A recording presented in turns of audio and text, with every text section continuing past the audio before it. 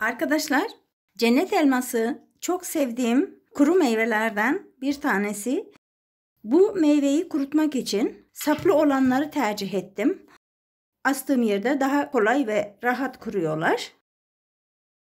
Sapsız olanları da kalorifer peteklerinin üzerinde kurutacağım. Cennet elmasını alırken şöyle lekeli olanlarını almayın. Bu lekeli olanlar buradan çabuk eriyorlar. Şöyle pürüzsüz olanları almayı tercih edin. Yeşil gibi olanlar da oluyor. Ama bunlar kuruduğu zaman biraz daha sert oluyor.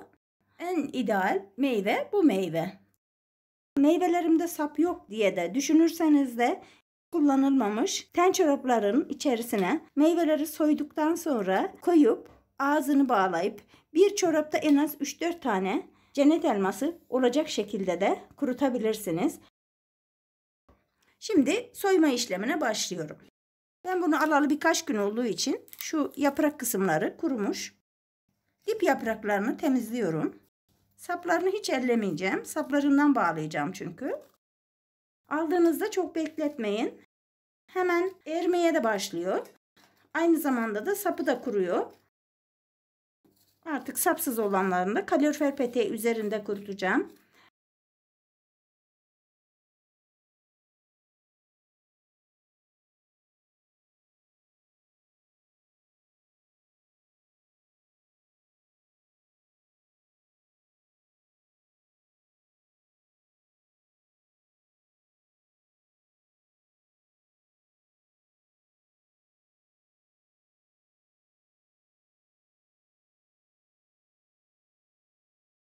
Sağlam bir ipim var. Önce sıkı sıkı bağlayacağım.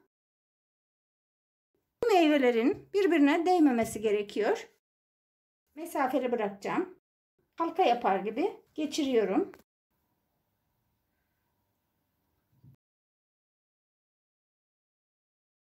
Şöyle de yapabilirsiniz. Çapraz yapıp meyvenin sapından geçirip bağlayabilirsiniz.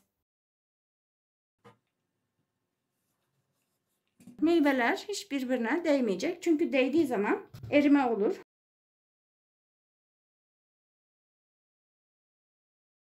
Şöyle çapraz yapıyorum. Meyvemin sapından geçirip çekiyorum. Çok sağlam bir ip ve aynı zamanda da 2 kat yaptım.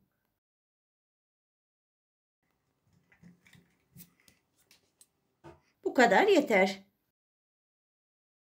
Şöyle bir kesem var. Tülden diktim. Böcek gelmesin diye 5-10 kadar defne yaprağı ve bir tatlı kaşığı da kekik atıyorum. Ağzını sıkıca bağlayıp kaynayan suyumun içerisine koyuyorum. 1-2 dakika kaynayacak. Sonra da meyvelerimi içine batırıp çıkaracağım. Defne yaprağının rengi suya geçmiş. Altın sarısı bir renk almış. Gerçekten de çok güzel bir kokusu var. Yerken de bu meyvenin kokusunu alacağız. Ben bunu aldığım yere sordum. Siz nasıl yapıyorsunuz diye. Onlar suya tuz atıyorlarmış. Yerken tuz tadı alınır diye ben tuz atmak istemedim. Hatta karanfil de koymak isterdim birkaç tane. Ama olmadığı için koymadım. Şimdi bunu burada 8-10 saniye kadar bekleteceğim. Ondan sonra çıkaracağım. Böyle yaptığımızda hiçbir zaman böcek, sinek, herhangi bir şey gelmiyor. Su kaynama noktasındayken daldırıyorum meyvelerimi. Bu meyveler soğuk olduğu için kaynama noktası biraz duruyor. Durduktan sonra da tekrar tenceremin ağzını kapatıp kaynama noktasına getirdikten sonra daldıracağım. Birazcık suyunun kaynamasını istiyorum. Şimdi kaynayan suyumuza batırıyorum. Tekrar bir 8-10 saniye kadar tutuyorum.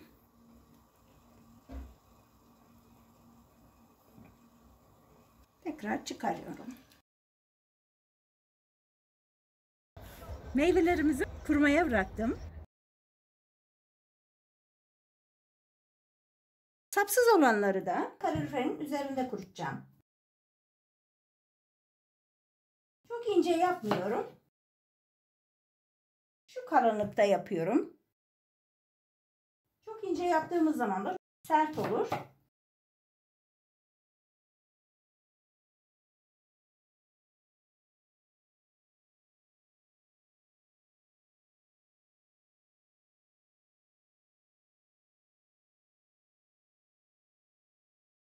Meyvelerimi kalorifer peteğimin üzerine sereceğim.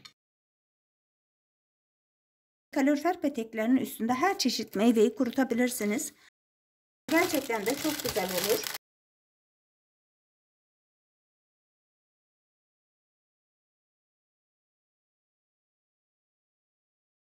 Günde bir defa bunları alt üst edeceğim. Burada da kurumasını sağlayacağım. Yaklaşık 3 gün kadar önce cennet elmalarımı dilim dilim edip Burak kalorifer peteğinin üstüne sermiştim. Arada da baktım, kontrol ettim. Gayet güzel kuruyorlardı. Çünkü kalorifer yanıyor. Kalorifer yandığı için çok hızlı kuruyorlar. Buradan da görmenizi isterim. Bütün meyvelerinizi burada kalorifer peteğinin üzerinde elma olsun, armut olsun kurutarak da tüketebilirsiniz. Gerçekten çok güzeller. Ben bunları daha fazla kurutmak istemiyorum. Çünkü çok fazla kurursa da sert olur. Yerken birazcık daha yumuşak olmalarını istiyorum.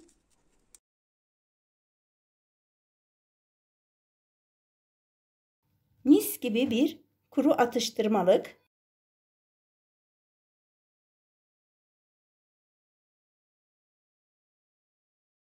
Kurutmuş olduğum meyveleri de buzdolabının rafında da saklayabilirim. Çünkü bunlar bayağı kurumuşlar. Asla bozulma olmaz. Kilitli poşetlerde çok güzel, hiç hava almadan saklama yöntemi olabilir.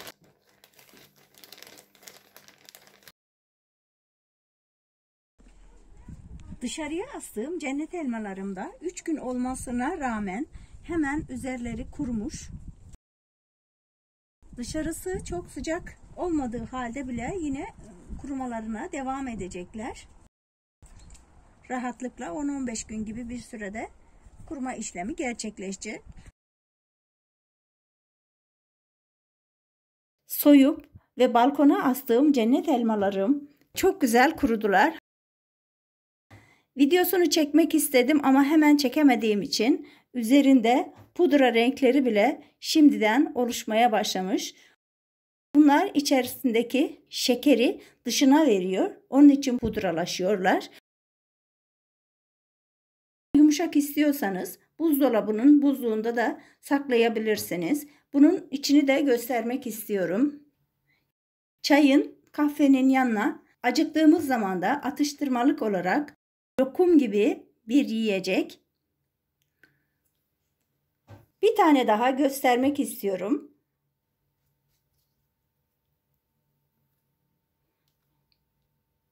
Şu balı görüyorsunuz.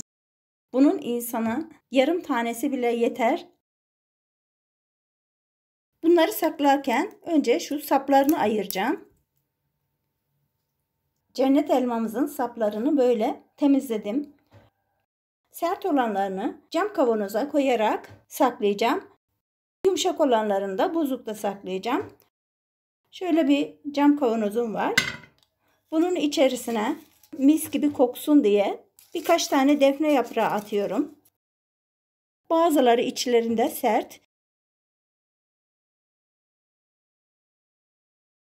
Aralara yine tekrar defne yaprağı atıyorum.